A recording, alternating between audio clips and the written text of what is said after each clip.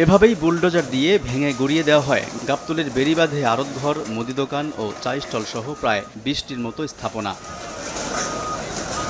বুধবার সকাল 10:30টার দিকে ডিএনসিসির প্রশাসক মোহাম্মদ এজাজের নেতৃত্বে রাজধানীর গাবতলীতে বেড়িবাঁধের প্রায় ১৫০ একর জমির ওপর অবৈধভাবে গড়ে ওঠা এসব স্থাপনা উচ্ছেদ করা হয়। এ সময় বাধা দেওয়ার চেষ্টা করেন সাধারণ ব্যবসায়ীরা। তাদের দাবি, নিয়মিত ভাড়া পরিশোধ করেই ব্যবসা করছেন তারা। কোনো প্রকার নোটিশ ছাড়াই ইটপাথরের আড়ত উচ্ছেদে এসে ঢাকা উত্তর সিটি কর্পোরেশন স্বল্প আয়ের মুদি দোকান ও চা স্টল ভেঙে দিয়েছে বলে অভিযোগ করেন ব্যবসায়ীরা। নোটিশ যদি দিত তাও তো মন্নার মানাইতাম, মাল সামান হারাইতাম।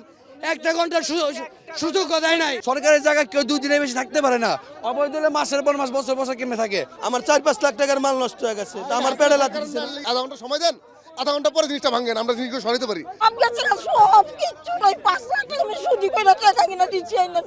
আমার দোকানটা 7,000 টাকা বাড়ানো হাসিল করে। তবে ডিএনসিসি প্রশাসক জানান, এসব আড়তঘর ও আশপাশের স্থাপনা সবই অবৈধ। তাই এসব উচ্ছেদে নোটিশের কোনো প্রয়োজন নেই। ইজারার নামে দোকানগুলো থেকে কে বা কারা নিয়মিত ভাড়া আদায় করে তা জানেও না সিটি কর্পোরেশন। দখলদারদেরকে উচ্ছেদ করার জন্য কোনো ধরনের নোটিশের প্রয়োজন নাই, কারণ সে তো দখল করে আছে অলরেডি। তো সুতরাং আমরা আমাদের জনস্বার্থে দেশের সম্পদকে রক্ষার জন্য আমরা এখানের মধ্যে এসেছি এবং এটা আমাদের এই ধারাবাহিক প্রক্রিয়ার শুরু। পরে ব্যবসায়ীদের তোপের মুখে অভিযান স্থগিত করে ডিএনসিসি। আড়ত সরিয়ে নিতে 7 দিনের আলটিমেটাম দেওয়া হয়। এই সময়ের মধ্যে আড়ত সরিয়ে না নিলে আবারও অভিযান পরিচালনা করা হবে বলেও জানান ডিএনসিসি প্রশাসক।